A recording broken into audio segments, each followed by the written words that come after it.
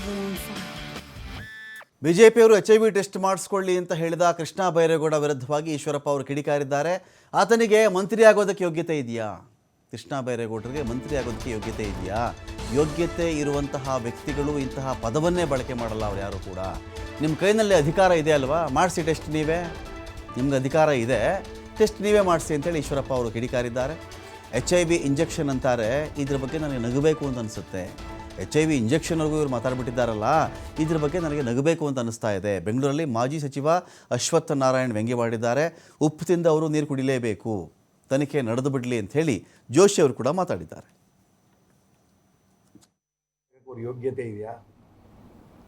ಯೋಗ್ಯತೆ ಇರೋಂಥ ವ್ಯಕ್ತಿಗಳು ಇಂಥ ಪದಗಳು ಬಳಸಬಾರ್ದು. ಮಾಡಿಸು, ನಿನ್ನ ಕೈಲಿ ಅದು ಇದೆಯಲ್ಲ, ಅಧಿಕಾರ ಇದೆಯಲ್ಲ, ಮಾಡಿಸ್ಬಿಡು. ನಾನು ಯಾಕೆ ಇದನ್ನು ಹೇಳ್ತೀನಿ ಅಂತಂದರೆ, ನನ್ನ ಬಾಯಲ್ಲಿ ಅವ್ರು ಹಂಗಂದ್ರು ಇವ್ರು ಹಿಂಗಂದ್ರು, ನಾನು ಯಾರನ್ನೂ ಈ ಥರ ಕೇಸ್ಗೆ ಡಿಫೆಂಡ್ ಮಾಡ್ಕೊಳಕ್ಕೆ ಹೋಗ್ತಾ ಇಲ್ಲ. BJP ಆಗಲಿ, ಕಾಂಗ್ರೆಸ್ ಆಗಲಿ, JDS ಆಗಲಿ, ಯಾರೂ ಸತ್ಯ ಹರಿಶ್ಚಂದ್ರ ಎಲ್ಲರೂ ಇಲ್ಲ ಅಂತ ಹೇಳಲ್ಲ.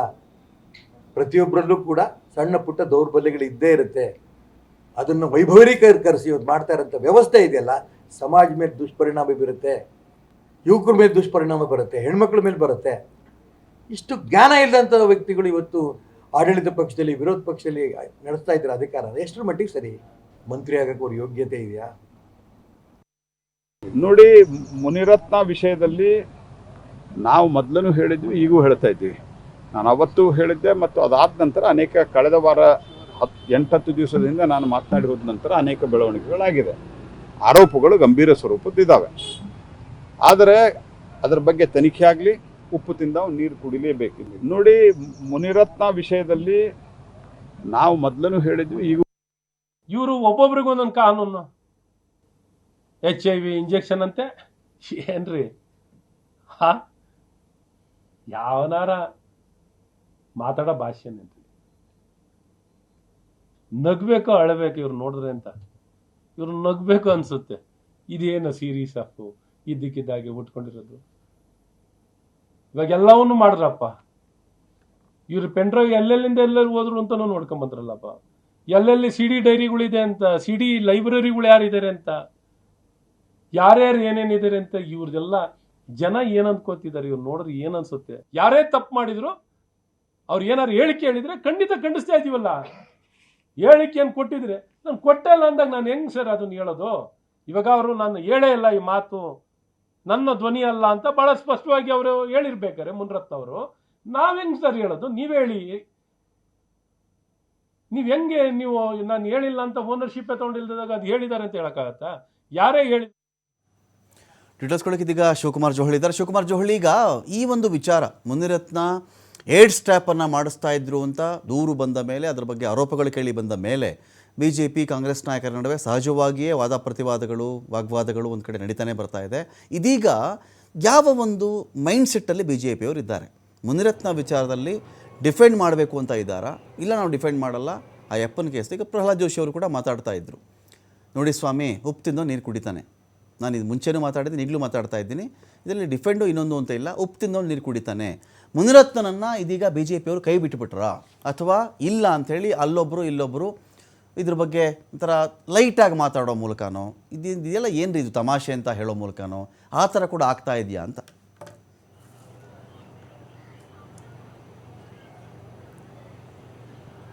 ರಮಕಾಂತ್, ಮುನಿರತ್ನ ಅವರ ಪ್ರಕರಣದಲ್ಲಿ ಒಂದು ಕಡೆ ಕಾಂಗ್ರೆಸ್ ನಾಯಕರು, ಮತ್ತೊಂದು ಕಡೆ BJP ನಾಯಕರು ಕೂಡ ಸ್ಟೇಟ್ಮೆಂಟ್ಗಳನ್ನು ಕೊಡ್ತಾ ಇದ್ದಾರೆ. ಕೆಲವರು ಪರವಾಗಿ ಮಾತನಾಡ್ತಾ ಇದ್ದಾರೆ, ಕೆಲವರು ಆರೋಪಗಳನ್ನು ಮಾಡ್ತಾ ಇದ್ದಾರೆ, ಕೆಲವರು ವಿರೋಧವನ್ನು ಮಾಡ್ತಾ ಇದ್ದಾರೆ. BJPಯಲ್ಲೇ ಪರ ವಿರೋಧ ಚರ್ಚೆಗಳು ಅಲ್ಲಿ ಶುರುವಾಗಿದೆ. ಪ್ರಹ್ಲಾದ್ ಜೋಶಿ ಅವರು ಇರ್ಬೋದು, ಶೋಭಾ ಕರಂದ್ಲಾಜೆ ಅವರು ಇರ್ಬೋದು, ಇಬ್ಬರು ಕೂಡ ಈಗಾಗಲೇ ಹೇಳಿಕೆಗಳನ್ನು ಕೊಟ್ಟಿದ್ದಾರೆ. ಇದು ತಪ್ಪೆ. ಏನಾದರೂ ಒಂದು ವೇಳೆ ಅವರು ತಪ್ಪು ಮಾಡಿದರೆ ಅದಕ್ಕೆ ಯಾರು ಕೂಡ ಹೊಣೆಯಾಗಬೇಕಾಗಿಲ್ಲ, ಅವರೇ ಹೊಣೆಯಾಗಬೇಕಾಗತ್ತೆ, ಅವರ ವಿರುದ್ಧವಾಗಿ ಕ್ರಮವನ್ನು ತೆಗೆದುಕೊಳ್ಬೇಕಾಗತ್ತೆ ಅನ್ನುವಂಥ ಸ್ಟೇಟ್ಮೆಂಟ್ಗಳನ್ನ ಭಾಳ ಸ್ಪಷ್ಟವಾಗಿ ಕೊಟ್ಟಿದ್ದಾರೆ. ಇಲ್ಲಿ ಆ ಸ್ಟೇಟ್ಮೆಂಟ್ಗಳಲ್ಲಿ ಯಾವುದೇ ರೀತಿಯಾದಂಥ ತಪ್ಪುಗಳು ಕಾಣ್ ಬರ್ತಾ ಇಲ್ಲ. ಆದರೆ ಅಶ್ವತ್ಥ ನಾರಾಯಣ್ ಸೇರಿದಂತೆ ಕೆಲವು ನಾಯಕರು ಇನ್ನೂ ಕೂಡ ಸಮರ್ಥನೆಯನ್ನು ಮಾಡಿಕೊಳ್ಳುವಂಥ ಒಂದು ಪ್ರಯತ್ನವನ್ನು ಮಾಡ್ತಾ ಇದ್ದಾರೆ ಈ ವಿಚಾರದಲ್ಲಿ. ಅಂದರೆ ಇದು ನೀವು ಹೇಳ್ದಾಗೆ ಒಂದು ಕಡೆ ಆ ರೀತಿಯಾಗಿ ಮಾಡೋದಕ್ಕೆ ಸಾಧ್ಯನಾ? ಅದು ಊಹಾಪೋಹ ಸೃಷ್ಟಿಯನ್ನು ಮಾಡಲಾಗ್ತಾ ಇದೆ, ಅವರನ್ನು ಟಾರ್ಗೆಟ್ ಮಾಡಲಾಗ್ತಾ ಇದೆ ಅನ್ನುವಂತಹ ಹೇಳಿಕೆಗಳನ್ನು ಅಶ್ವತ್ಥ ನಾರಾಯಣ್ ಸೇರಿದಂತೆ CT ರವಿ ಅವರು ಕೂಡ ಕೊಡ್ತಾ ಇದ್ದಾರೆ. ಅಶೋಕ್ ಅವರು ಕೂಡ ಅದೇ ರೀತಿಯಾದಂತಹ ಸ್ಟೇಟ್ಮೆಂಟ್ ಅನ್ನ ಕೊಟ್ಟಿದ್ದಾರೆ.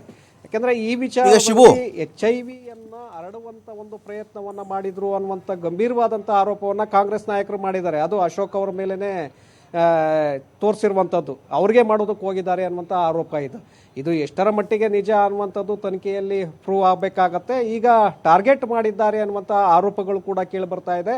ಇದು ಬಹಳ ಗಂಭೀರ ಸ್ವರೂಪವನ್ನು ಪಡ್ಕೊಳ್ತಾ ಇದೆ ರಮಕಾಂತ್. ಶಿವ, ವಿಚಾರ ಏನು ಅಂತ ಹೇಳಿದ್ರೆ, ಈಗ ಮುನಿರತ್ನ ರಾಜ್ಯ ಬಿಜೆಪಿಯಲ್ಲಿ ಬೆಂಗಳೂರಿನ ಶಾಸಕರ ವಲಯದಲ್ಲಾಗಲಿ ರಾಜ್ಯ ಬಿಜೆಪಿ ವಲಯದಲ್ಲಾಗಲಿ ಯಾವ್ಯಾವ ನಾಯಕರಿಗೆ ಜಾಸ್ತಿ ಕ್ಲೋಸು, ಯಾವ ಬಣ ಮುನಿರತ್ನಂದು? ನಮ್ಮಲ್ಲಿ ಬಣ ಇಲ್ಲ, ಒಂದೇ ಪಾರ್ಟಿಂದೆಲ್ಲ ಹೇಳಿದ್ರು ಕೂಡ ರಾಜಕಾರಣಿಗಳಿಗೆ ತಂದೆ ಆಗಿರ್ತಕ್ಕಂಥ ಒಂದು ಸರ್ಕಲ್ ಇರುತ್ತೆ, ಅವರವರ ಒಂದಷ್ಟು ವಲಯ ಇರ್ತವೆ. ಯಾವ್ಯಾವ ಬಿ ಜೆ ಪಿ ನಾಯಕರಿಗೆ ಮುನಿರತ್ನ ಕ್ಲೋಸ್ ಅಂತ?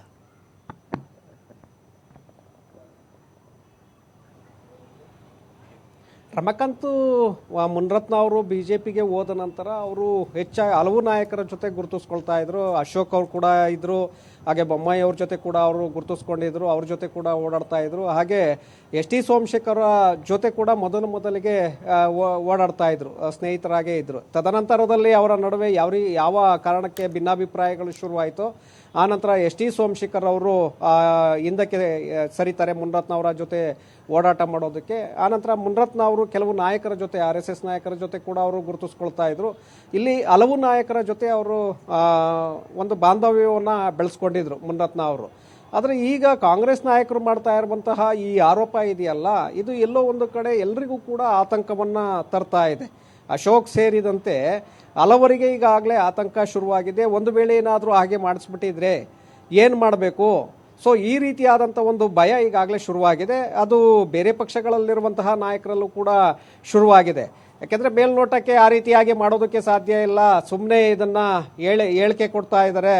DK ಬ್ರದರ್ಸು ಮುನಿರತ್ನ ಅವರನ್ನು ರಾಜಕೀಯವಾಗಿ ಮುಗಿಸ್ಬೇಕು ಅನ್ನುವಂಥ ಕಾರಣಕ್ಕೆ ಈ ರೀತಿಯಾದಂಥ ಒಂದು ಕಪೋಲಕಲ್ಪಿತ ಹೇಳಿಕೆಗಳನ್ನು ಸೃಷ್ಟಿ ಮಾಡ್ತಾ ಇದ್ದಾರೆ ಅನ್ನುವಂಥದ್ದು ಕೂಡ ಒಂದು ಕಡೆ ಬರ್ತಾ ಇದೆ. ಇದರ ನಡುವೆ ಈ ಆತಂಕಗಳು ಕೂಡ ಶುರುವಾಗ್ತಾ ಇದೆ ರಮಕಾಂತ್. ಆ ರೀತಿಯಾಗಿ ಏನಾದರೂ ಆಗಿದೆಯಾ, ಏನಾದರೂ ನಾವು ಯಾಕೆಂದರೆ ಹೆಚ್ಚಿನ ಜನ ಯಾರು ಅವ್ರ ಜೊತೆ ಓಡಾಡ್ತಾ ಇದ್ರು ಅವರಲ್ಲಿ ಸಹಜವಾಗಿ ಆತಂಕ ಶುರುವಾಗಿದೆ. ನಮಗೇನಾದರೂ ಯಾವ ಸಂದರ್ಭದಲ್ಲಾದರೂ ಆ ರೀತಿಯಾಗಿ ಮಾಡಿರ್ಬೋದಾ ಅನ್ನುವಂಥ ಆತಂಕ ಇದೆ. ಆದರೆ ಇದನ್ನು ಟಾರ್ಗೆಟ್ ಮಾಡಲಾಗಿದೆ ಅನ್ನುವಂಥದ್ದು ಇಲ್ಲಿ ಹೆಚ್ಚಿನ ಪ್ರಮಾಣದಲ್ಲಿ ಕೇಳಿ ಬರ್ತಾ ಇರುವಂಥದ್ದು ರಮಕಾಂತ್. Thank you Shivu. ಇದೇ ವಿಚಾರಕ್ಕೆ ಸಂಬಂಧಪಟ್ಟಂತೆ ಮಾತಾಡಲಿಕ್ಕೆ ನಮ್ಮೊಂದಿಗೆ ಕಾಂಗ್ರೆಸ್ನ ನಾಯಕ ಹಾಗೂ ಕುಣಿಗಲ್ನ ಶಾಸಕರಾಗಿರ್ತಕ್ಕಂಥ ಡಾಕ್ಟರ್ ರಂಗನಾಥ್ ಅವರಿದ್ದಾರೆ. ರಂಗನಾಥ್ ಅವರೇ ನಮಸ್ಕಾರ. ನಮಸ್ಕಾರ. ಈಗ ನಮ್ಮ ಪ್ರಶ್ನೆ, ಈಗ ನೀವು ಹೇಳಿಬಿಟ್ಟಿದ್ದೀರಿ ಮುನಿರತ್ನ ಸಂಪರ್ಕದಲ್ಲಿರ್ತಕ್ಕಂಥ BJP ನಾಯಕರು ಪರೀಕ್ಷೆ ಮಾಡಿಸ್ಕೊಳ್ಳೋದು ಒಳ್ಳೆಯದು, ಟೆಸ್ಟ್ ಮಾಡಿಸ್ಕೊಳ್ಳೋದು ಒಳ್ಳೆಯದು ಅಂತ. ಹೇಗಿದು ಕತೆ? ನಾನು ಹೇಳ್ತಿರೋಂಥದ್ದು, ಒಂದು ವಿಕ್ಟಿಮ್ ಮುಂದೆ ಬಂದಿದ್ದಾರೆ. ನಾನು HIV ಪೇಷಂಟ್ ಇದ್ದೇನೆ. ನನ್ನ ಬ್ಲಡ್ ನ ಈ ತರ ಇಂಜೆಕ್ಷನ್ಸ್ ಅಲ್ಲಿ ಮೂಲಕ ಬೇರೆಯವ್ರಿಗೆ ಪ್ರಿಕ್ ಮಾಡಿ HIV ನ ಹರಡಿಸುವಂತ ಒಂದು ಪ್ರಯತ್ನಗಳನ್ನೆಲ್ಲ ಮಾಡಿರೋಂಥ ವಿಚಾರನ ಮುಂದೆ ಬಂದು ನಿಮ್ಮ ಮಾಧ್ಯಮದಲ್ಲಿ ಹೇಳಿರೋಂಥದನ್ನ ನೋಡಿದೆ ನಾನು. ಈಗ ನಾನು ಆಸ್ ಎ ಡಾಕ್ಟರ್ ಒಂದು ಮಾತಿನ ಹೇಳಲಿಕ್ಕೆ ಇಚ್ಛೆ ಪಡ್ತೇನೆ. ನಿಮ್ಗೆ ಒಂದು ಕ್ಯಾನ್ಯುಲೇಟೆಡ್ ನೀಡಲ್ ಅಲ್ಲಿ ಒಂದು ಬ್ಲಡ್ ಪಾಸ್ ಆದ್ರೆ ಬೈ ಸ್ಕಿನ್ ಕೆಳಗಡೆ chances of getting HIV is almost 75%. So ಆತರ ಇದ್ದಲ್ಲಿ ನೀವು ಎಲ್ಲೋ ಒಂದ್ ಕಡೆ ಗಲಾಟಿ ರಶ್ ಅಲ್ಲಿ ನಿಮ್ಗೆ ಬಂದು ಒಂದು ನೀಡ್ಲ್ ಹೊಡೆದ್ರೆ ಹೂನಾರ ಹಾಕ್ತಿರ್ತಾರೆ, ಗಲಾಟಿ ಮಾಡ್ತಿರ್ತಾರೆ ಹುಡುಗರು, ಗೊತ್ತಾಗಲ್ಲ ನಿಮ್ಗೆ. ಬಾಡಿಲಿ HIV ಟ್ರಾನ್ಸ್ಮಿಷನ್ ಆಗುತ್ತೆ. ಅದನ್ನ ನಿಮ್ಗೆ ತಿಳಿಲಿಕ್ಕೆ ನಿಮ್ಗೆ ಸಿಂಪ್ಟಮ್ಸ್ 5 ವರ್ಷ ಇರಲ್ಲ, ನಿಮ್ ಬಾಡಿಲಿ ಇರುತ್ತೆ. ಸೊ ಈ ತರ ಪ್ರಯತ್ನದಲ್ಲಿ ಈ ಒಂದು ಹೆಣ್ಣು ಮಗಳು ಹೇಳಿದಂತದನ್ನ ಉದಾಹರಣೆ ತೆಗೆದುಕೊಂಡು ಈ ತರ ಆಲೋಚನೆ ಮಾಡುವಂತ ವ್ಯವಸ್ಥೆ ಇದ್ದಂತ ಸಂದರ್ಭದಲ್ಲಿ ಯಾರ್ಯಾರು ಮುನಿರತ್ನ ಅವ್ರಿಗೆ ಎಲ್ಲೋ ಒಂದ್ ಕಡೆ ಅವರ ಈ ತರ ಮಾಡ್ತಾ ಇರೋಂತ ಒಂದು biological warfare, political biological warfare, ಇದ್ರಲ್ಲಿ ಯಾರ್ಯಾರು ವಿಕ್ಟಿಮ್ ಆಗಿದ್ದಾರೋ ಗೊತ್ತಿಲ್ಲ. ಆ ಕಾರಣಕ್ಕೋಸ್ಕರ ನಾನು ಎಲ್ಲಾರ್ಗುನು ಈ ತರ ಜೈವಿಕ ಯುದ್ಧ ಅಂತ ಕರಿತಾ ಇದ್ದೀರಿ ರಂಗನಾಥ್ ಅವರೇ, ಜೈವಿಕ ಯುದ್ಧ ಅಂತ ಕರಿತಾ ಇದ್ದೀರಿ ನೀವು, ಬಯಾಲಜಿಕಲ್ ವಾರ್. ಹೌದು, ಅಬ್ಸಲ್ಯೂಟ್ಲಿ. ಓಕೆ, ಗಂಭೀರವಾದ ವಿಚಾರ. ಪೊಲಿಟಿಕಲ್, ಒಂದ್ ನಿಮಿಷ, first time in the history of political culture this biological warfare in a political system is new. ಇದು ಬಹಳ, ಅದು ಒಂದು ನನಗೆ ತುಂಬಾ ಆಘಾತವಾಗಿದೆ. ಓಕೆ, ಅಂದ್ರೆ ಈಗ ನೀವು ಹೇಳಕ್ ಹೊರಟಿರೋದು, ಸಪೋಸ್ ಈಗ ಅವ್ರಿಗೆ ಯಾರಿಗೋ ಚುಚ್ಚಿಬಿಟ್ಟಿರ್ತಾರಪ್ಪ, ಅವ್ರೀಗ ಇವತ್ತಿಗೆ 1 ತಿಂಗಳಿಗೋ 2 ತಿಂಗಳಿಗೋ ಟೆಸ್ಟ್ ಮಾಡಿಸ್ಕೊಂಡ್ರೆ ಗೊತ್ತಾಗಲ್ವಾ? ಅದು ಗೊತ್ತಾಗುತ್ತಾ ಅಂತ? ಅದು ನಿಮ್ಗೆ ವಿಂಡೋ ಪೀರಿಯಡ್ 90 ದಿನ ಆಗಬೇಕು. 90 ಡೇಸ್ ವರೆಗೂ ನೀವು ಯಾವ ಬ್ಲಡ್ ಟೆಸ್ಟ್ ಮಾಡಿದ್ರು ಗೊತ್ತಾಗಲ್ಲ. ಓಕೆ, 90 ಡೇಸ್ ಆದ್ಮೇಲೆ ನೀವು ಟೆಸ್ಟ್ ಮಾಡಿದ್ರೆ ಗೊತ್ತಾಗುತ್ತೆ. ಮತ್ತು ನೀವು ಯಾರು HIV ಇನ್ಫೆಕ್ಷನ್ ಇದ್ರೂ ಸಹ ನಿಮ್ಗೆ 5 ವರ್ಷ 6 ವರ್ಷ 7 ವರ್ಷ ನಿಮ್ಗೆ ಸಿಂಪ್ಟಮ್ಸೇ ಗೊತ್ತಾಗಲ್ಲ. ಅಲ್ಲ ನಮಗಿರ್ತಕ್ಕಂಥ ಮಾಹಿತಿ ಇಲ್ಲಿ ಏಡ್ಸ್ ಟ್ರ್ಯಾಪ್ ಅಂತ ನಾವು ಕೇಳ್ತಿರೋದು. ಅಂದ್ರೆ ಇವರು ಈಗ ಹನಿ ಟ್ರ್ಯಾಪ್ ಮಾಡ್ಲಿಕ್ಕೆ ಹೋದಾಗ HIV ಪೀಡಿತ ಮಹಿಳೆಯರನ್ನ ಬಳಸ್ಕೊಳ್ತಾ ಇದ್ರು ಅಂತ, ಅದು ಬೇರೆ. ನೀವು ಹೇಳ್ತಾ ಇರೋದು ಇಂಜೆಕ್ಷನ್ ಮೂಲಕ ಏನೋ ಮಾಡ್ತಾ ಇದ್ರು, ಪ್ರಿಕ್ ಮಾಡ್ತಿದ್ರು, ಅದು ಬೇರೆ ನೀವು ಹೇಳ್ತಿರೋದಲ್ವಾ ಅಂತ. ಒಂದು HIV virus transmission happens through two things. Okay. ಒಂದು ಬ್ಲಡ್, ಒಂದು body fluids. Okay. Body fluids ಅಂದ್ರೆ ವಜೈನಲ್ ಫ್ಲೂಯಿಡ್, ಸಿಮೆನ್ ಫ್ಲೂಯಿಡ್. ಓಕೆ. ನೀವು ಹನಿ ಟ್ರ್ಯಾಪ್ ಮಾಡೋದ್ರಿಂದ ಅನ್ಪ್ರೊಟೆಕ್ಟೆಡ್ ಸೆಕ್ಸ್ ಆದಾಗ ಅದು ಟ್ರಾನ್ಸ್ಮಿಷನ್ ಆಗುತ್ತೆ. ಓಕೆ. ಎರಡನೇದು IV ಕ್ಯಾನ್ಯುಲಾಗಳಲ್ಲಿ ನಾವು ಒಂದು ಬ್ಲಡ್ ಅಲ್ಲಿ ಯಾವ್ದು ವೈರಸ್ ಇರುತ್ತೆ ನಿಮ್ಮ ಸ್ಕಿನ್ ಕೆಳಗಡೆ ಪ್ರಿಕ್ ಮಾಡಿದಾಗ ಇನಾಕ್ಯುಲೇಟ್ ಆಗಿ HIV ಟ್ರಾನ್ಸ್ಮಿಷನ್ ಆಗುತ್ತೆ.